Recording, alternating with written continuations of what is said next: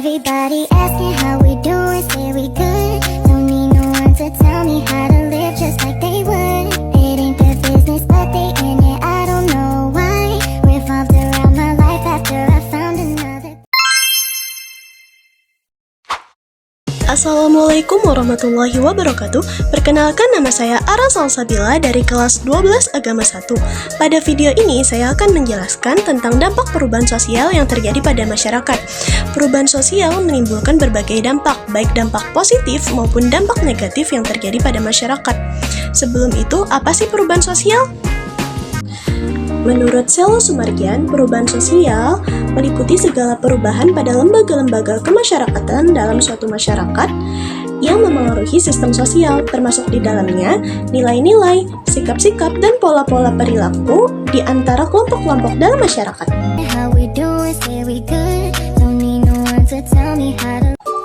Dampak positif perubahan sosial bisa kita temui dalam kehidupan sehari-hari, karena pada dasarnya pengaruh perubahan sosial akan memberikan dampak positif bagi masyarakat.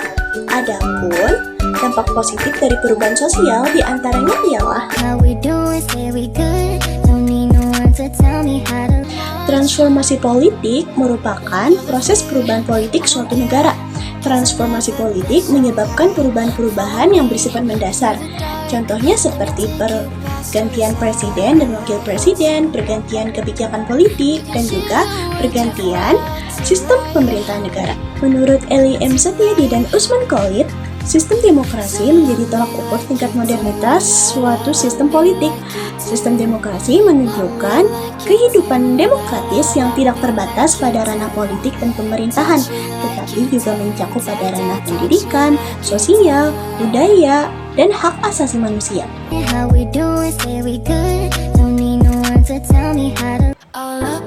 Perubahan sosial turut mempercepat mobilitas sosial dalam masyarakat.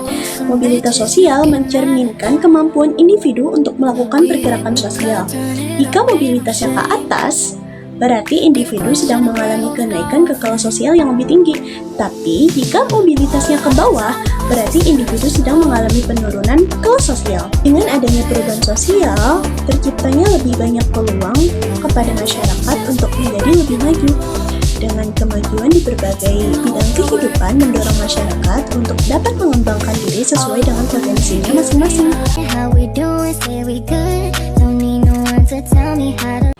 Selain menimbulkan dampak positif yang menguntungkan dan bermanfaat bagi masyarakat, perubahan sosial juga dapat menimbulkan dampak negatif. Adapun dampak-dampak negatif yang ditimbulkan diantaranya ialah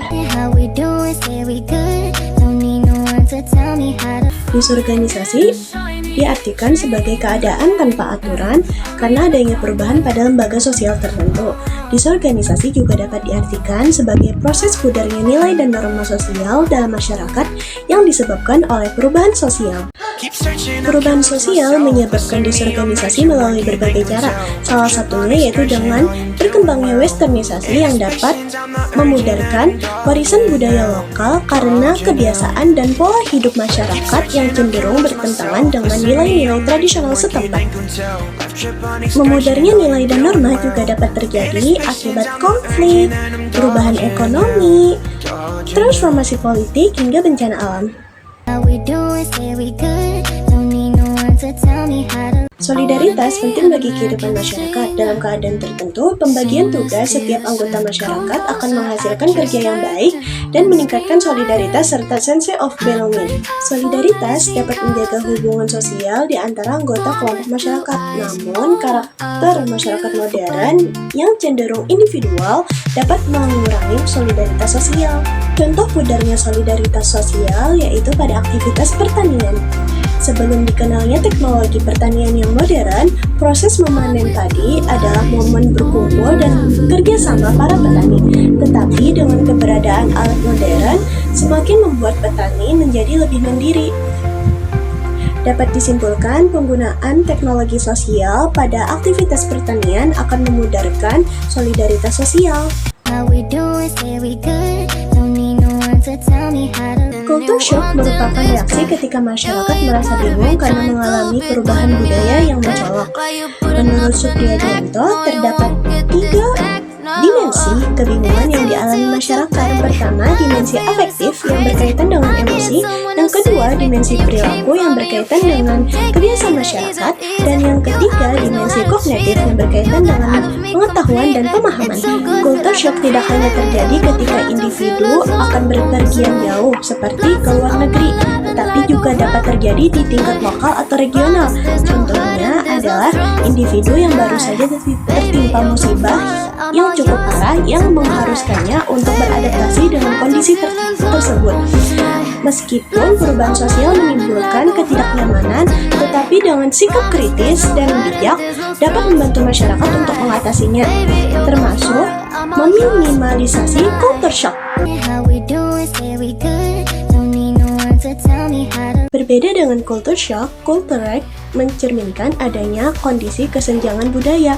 Culture lag terjadi akibat budaya material berubah lebih cepat daripada budaya non-material, sehingga terciptanya kesenjangan di antara keduanya. Perubahan sosial dapat menyebabkan culture lag karena perkembangan teknologi yang berkembang lebih cepat daripada nilai-nilai dan norma sosial. Contohnya seperti media sosial yang disalahgunakan untuk melakukan tindakan perundungan. Fenomena tersebut menunjukkan bahwa kemajuan teknologi tidak sejalan dengan nilai-nilai dan norma sosial. Akibatnya, masyarakat jadi sulit untuk beradaptasi.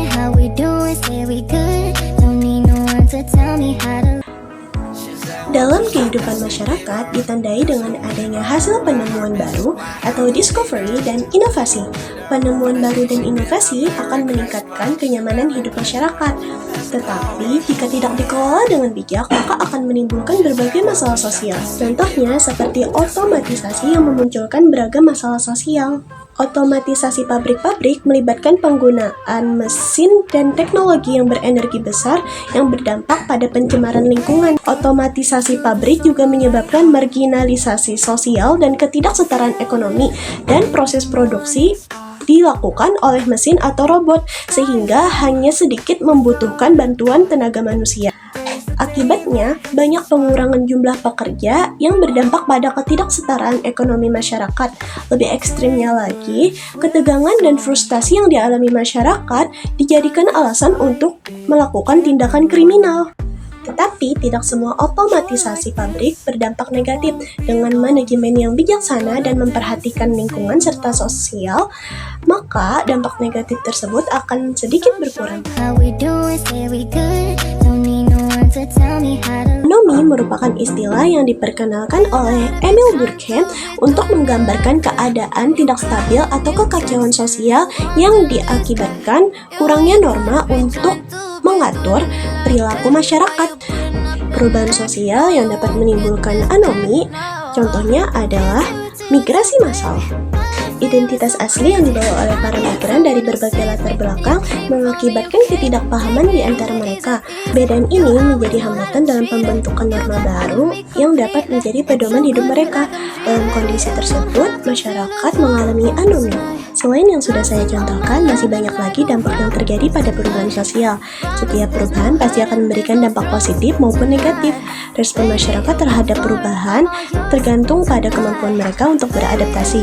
Oleh karena itu, sikap kritis dan bijaksana diperlukan untuk mempertahankan nilai-nilai positif dan menciptakan perubahan baru yang lebih baik dan berkelanjutan. Sekian yang dapat saya jelaskan. Mohon maaf apabila ada salah-salah kata. Terima kasih telah menonton. Assalamualaikum warahmatullahi wabarakatuh.